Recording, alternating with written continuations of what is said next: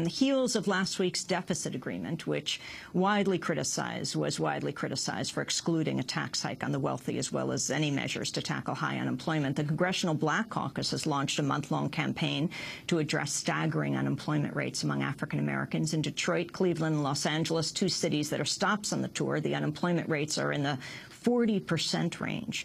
The caucus chair last week slammed the deficit deal as a Satan sandwich that unfairly harms African Americans.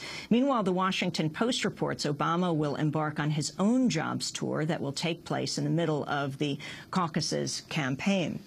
Well, we're now going to turn to two leading African-American voices. They have hit the road to challenge President Obama's record on poverty. The veteran broadcaster, Tavis Smiley, the author, Princeton University professor, Cornel West, are in the midst of a 15-city cross-country trek they've called the Poverty Tour, a call to conscience. The tour comes on the heels of last week's deficit agreement. We welcome you both to Democracy Now!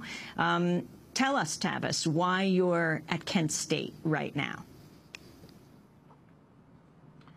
We're at Kent State now is one of many stops on this tour, as you mentioned, Amy, because we're trying to raise awareness about this issue, trying to raise the level of debate and conversation about the plight of the poor in this country. I believe, and Dr. West believes, that it is, in fact, the telling of truth that allows suffering to speak. And if we don't speak truth to power, and put another way, truth to the powerless, then they end up being rendered invisible in this country. You mentioned a moment ago, and you're absolutely right about this, this deficit reduction plan, this debt ceiling plan that Congress came together on and the president signed, unfortunately, I think is a declaration of war on the poor.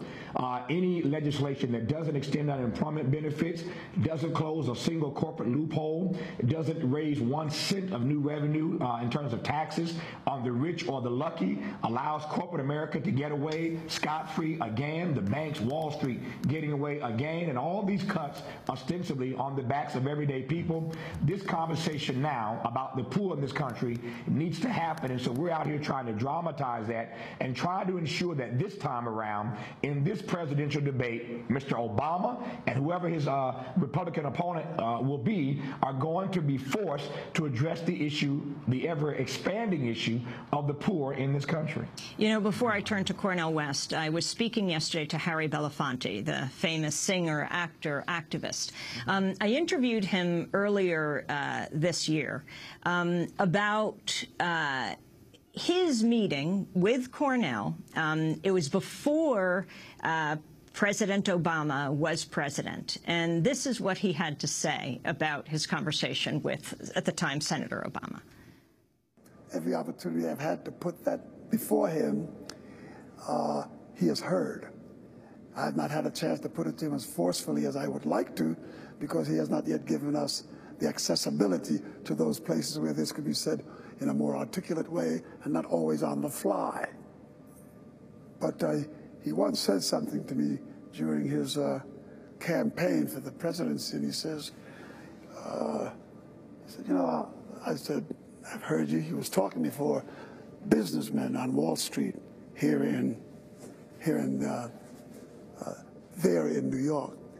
And he said to me, I said, well, you know, I hope you bring the challenge more forcefully to the table. And he said, well, when are you and Cornel West going to cut me some slack?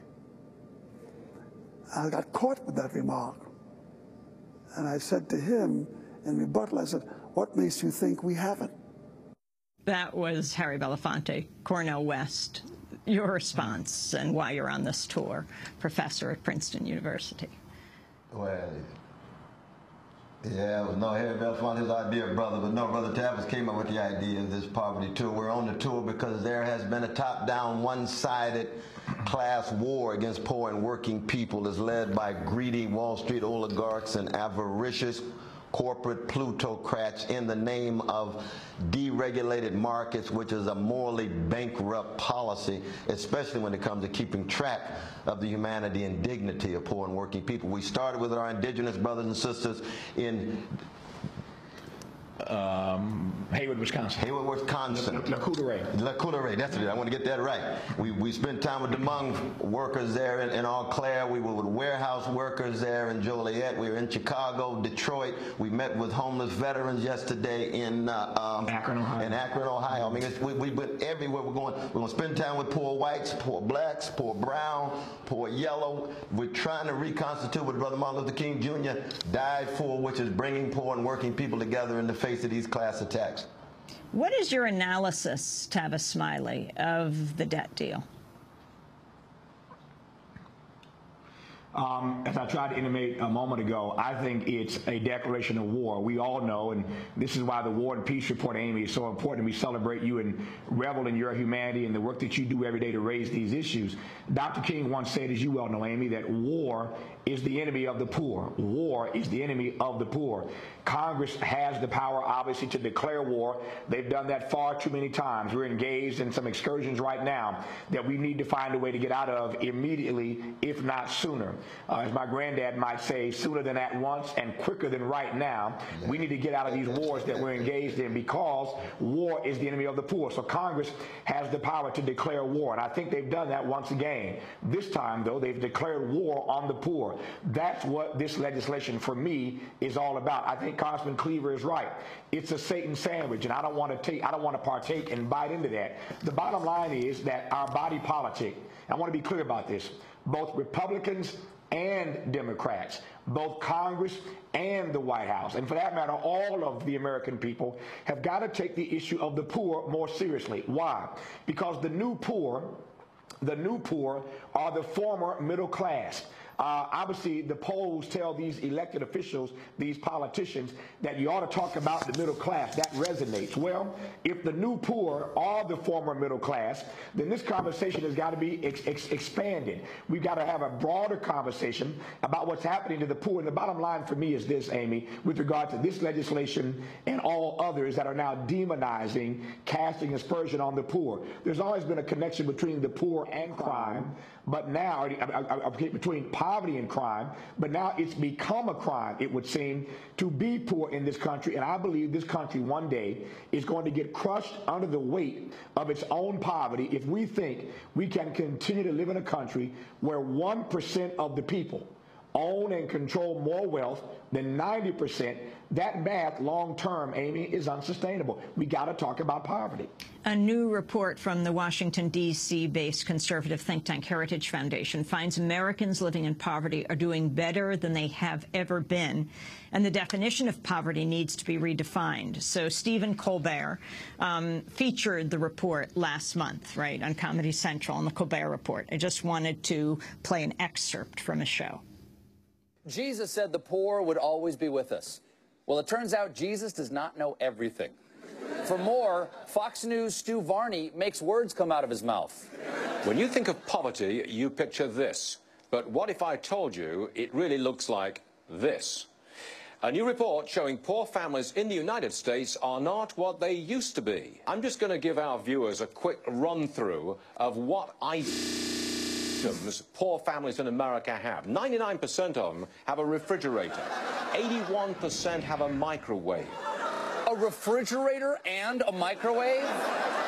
They can preserve and heat food? Ooh la la. I guess the poor are too good for mold and trichinosis. It's all here, folks, in the conservative think tank, the Heritage Foundation's new report, Air Conditioning, Cable TV, and an Xbox. What is poverty in the United States today? And if you watched closely in Stu Varney's report just then, you saw that evidently poverty is the plasma flat screen aisle at Best Buy. And you will not believe some of the stuff poor people have in their homes. Luxuries like ceiling fans. There you have Stephen Colbert, an excerpt of his response to the Heritage Foundation report, Air Conditioning, Cable TV, and an Xbox, What is Poverty in the United States Today? That's the title of the Heritage Foundation report. Cornel West, your response. No, thank God for Brother Colbert. The Heritage Foundation has been spreading lies to justify indifference toward poor people for 3 decades. It's part of the right-wing intellectual assault on working and poor people. Tavis and I were at Camp Force, Tent City, outside of Ann Arbor. They've been there a number of years, and in fact, they just got heat. What was it, 2 years ago? They've been there for many years. They just got heat. So if the Heritage Foundation, they ought to be ashamed of themselves, but this is part of the fight back. Heritage Foundation supports the counter-revolution in the name of oligarchs and plutocrats. We want to be part of the fight back, and there's millions out there who want to be part of the fight back as the oligarchs and plutocrats attempt to squeeze all of the democratic juices out of the American social experiment. This is a listening tour, Tavis Smiley, as you've described it. Talk about what you've heard as you go from Chicago to Akron, Ohio.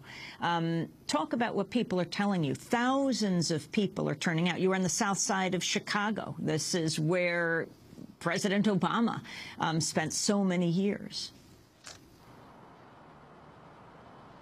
We're hearing a number of things. Let me try to give you 3 right quick in no particular order. Number 1, these unemployment numbers are real.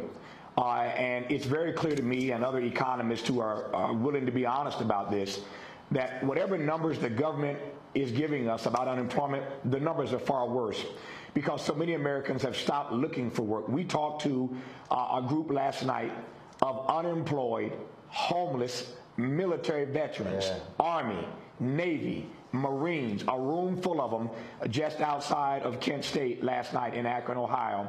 And to hear these persons who put their lives on the line for this country, who cannot find work. A woman named Hillary last night has been out of work for 3 years. And she broke down last night crying, weeping uncontrollably about the fact that she keeps applying and reapplying. She cannot find work. Unemployment here in Akron, Ohio, a bellwether state in these presidential elections every 4 years. Unemployment is off the charts here. And these last night just happened to be primarily, overwhelmingly, white Americans. So we talk about unemployment, we're not just talking about black folk and brown folk. Across the board, too many Americans are unemployed, and the numbers that we are given every month are not really as accurate as they ought to be, number 1. That's right. Number 2, we're hearing from people that the process is broken. Our political process is broken. And there's a hopelessness in this country right now. I just returned from China, Amy, some weeks ago. And in China, and I could debate all day long, and I've got issues with the way they do a lot of stuff in China, but there is a sense of hopefulness about their future. And you hear across this country so many Americans who sense a hopelessness about the future of this country. So many Americans now think that our best days as a nation are behind us, and we're hearing that too often on this tour. But we're also hearing that there's got to be a commitment to everyday people, a commitment to the poor. If we can find a way to get the debt ceiling raised, if we can find $1 trillion for these military excursions, et cetera, et cetera, et cetera, why can't we get serious and come together in Washington, perhaps at a White House conference on poverty, hint, hint, to talk about a way to eradicate poverty in 10, 15, 20 years. It can be done if we commit ourselves to it, and the poor are feeling more and more invisible. The worst thing you can do to a human being is to make him or her feel invisible, as if they don't matter, as if they're throwaway, as if they're disposable, and too many Americans are feeling that right about now.